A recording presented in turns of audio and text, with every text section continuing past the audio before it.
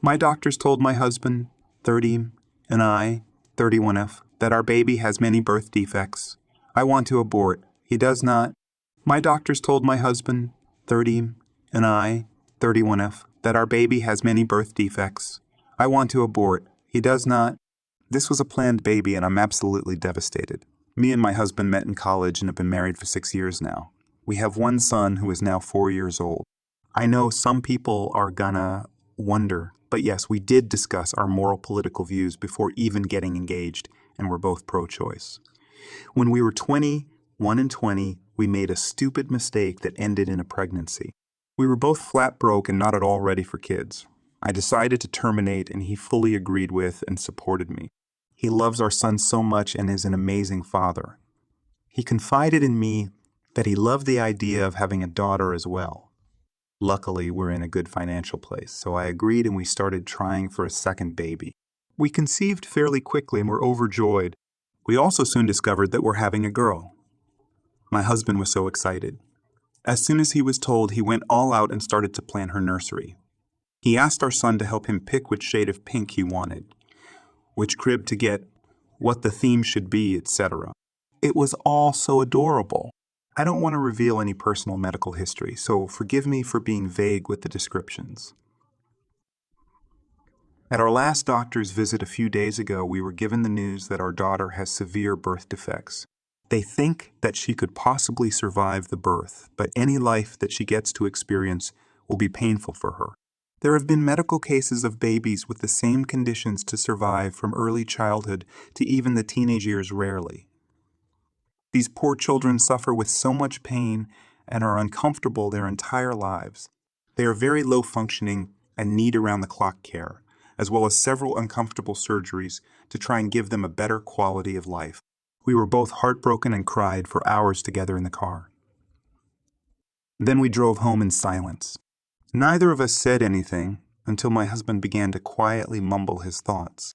He was going on and on about how we needed to schedule another doctor's appointment so we know what medical equipment we'd need to buy for her, and we should renovate the nursery again so we could care for her more easily.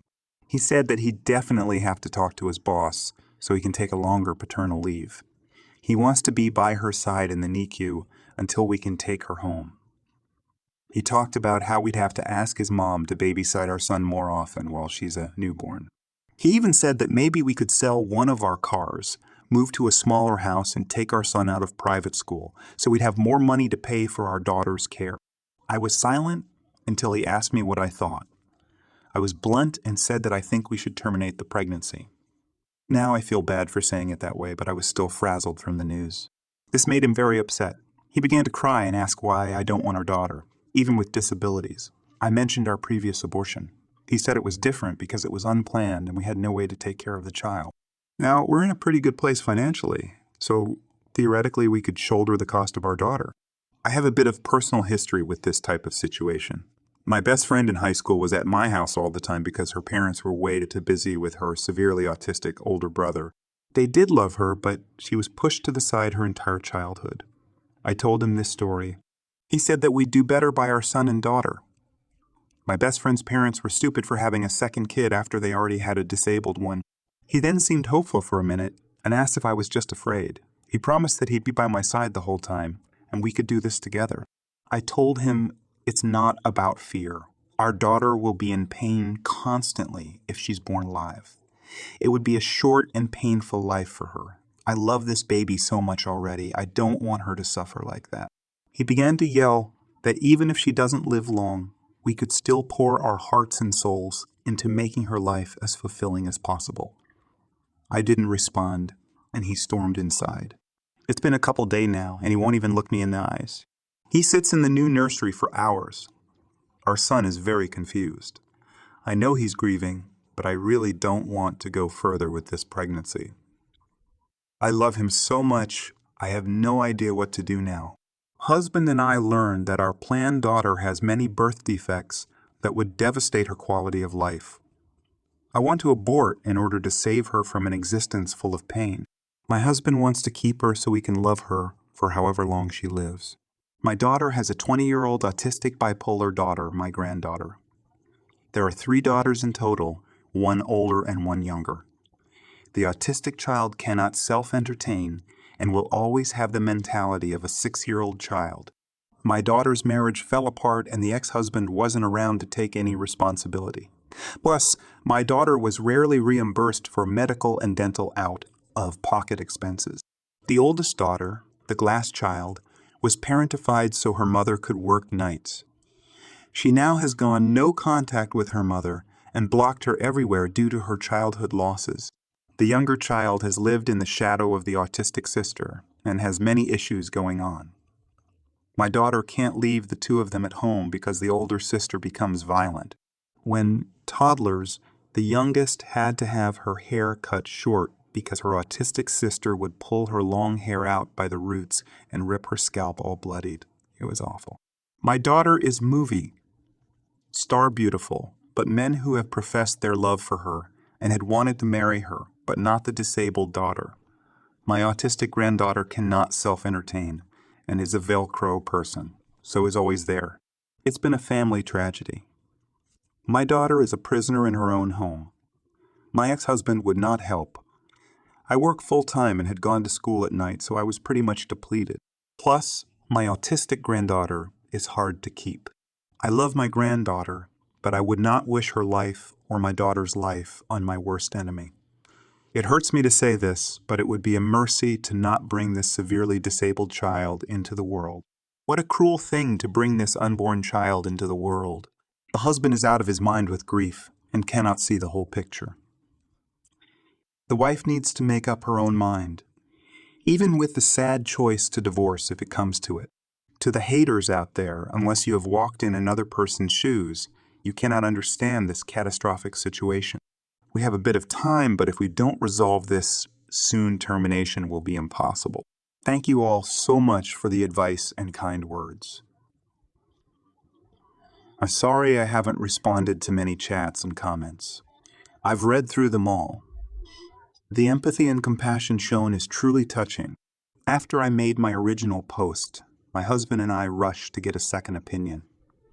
Nothing changed and it was still our originally diagnosed. Once I learned that, I scheduled the termination for as soon as physically possible.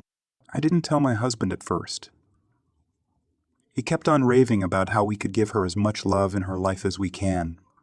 I feel bad for this now, but I snapped and angrily told him I was terminating the pregnancy.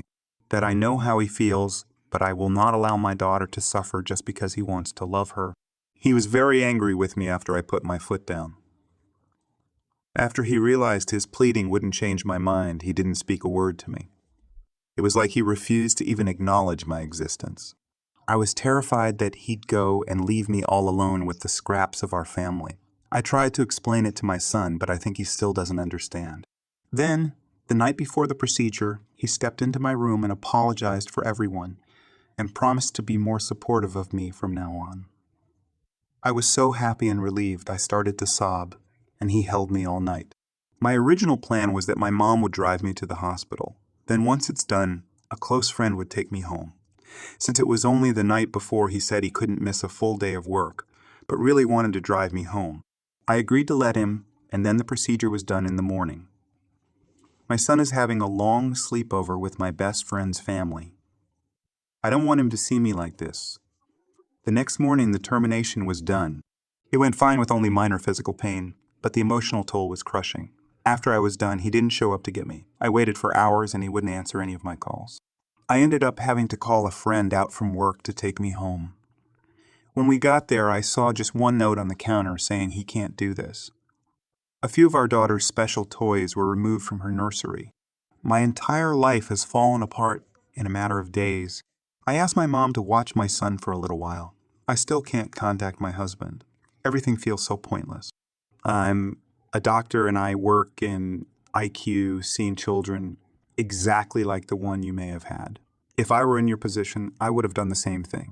Let me be clear and say that nobody in your partner's position has a clue of the emotional toll that parents of severely disabled children go through. Everyone thinks they know what it would be like, but they're often wrong, and more often the parents of the child are struggling a lot. Whatever happens, I think you made the harder but smarter decision. Who's to say You husband wouldn't leave the exact same way after seeing your daughter suffer alive in actual pain. Leaves you a note on the table one night, "I can't do this," and leaves you to care for her yourself.